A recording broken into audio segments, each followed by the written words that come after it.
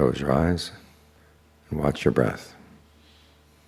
Notice where you feel the breath, and watch that spot as the breath comes in, as the breath goes out, again and again and again. Try to make the breath comfortable so that it's a good place to stay. And if the mind wanders off, just bring it back. Wanders off again, bring it back again. Show it that you mean business. Because you've got to get some control over your mind. We're born into this world, and sometimes we ask, why are we born? And the answer is, you can decide what you want to get out of this life.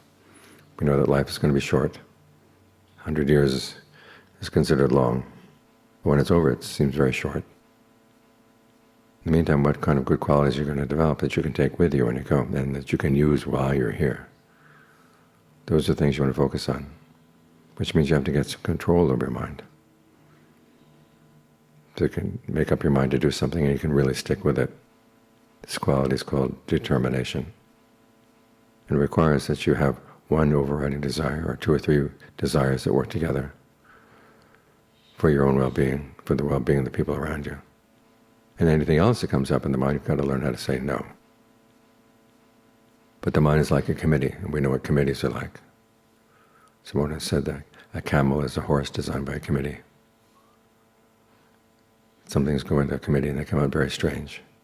So you want to make sure that your original intention is maintained, that you want to do good. You want to develop good qualities in the mind, like mindfulness, concentration, discernment, goodwill, compassion, wisdom.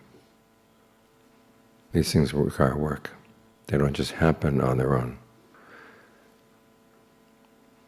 Which means that you've got to make up your mind to develop the qualities that can say no to unskillful desires and encourage your unskillful ones. Learn how to talk to yourself so that when you've made up your mind to do something good, that you stick with that intention. This is why concentration practice requires that you talk to yourself first. Talk to yourself about the breath, why it's a good thing to focus here. It's the force of life. And if the breath is uncomfortable, then something's wrong with the force of life. You've got to change. But the important thing about the breath is you can change. It is responsive. So work with the breath to make it comfortable. So this is a good place to stay. This is also a good place for you to consider, well, what exactly do you want out of your life?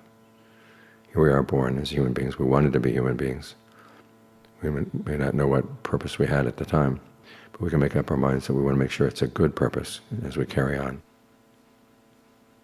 So try to get the mind still with the breath.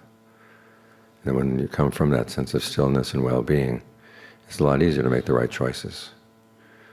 And then when you've made the right choices, it's a lot easier to stick with them.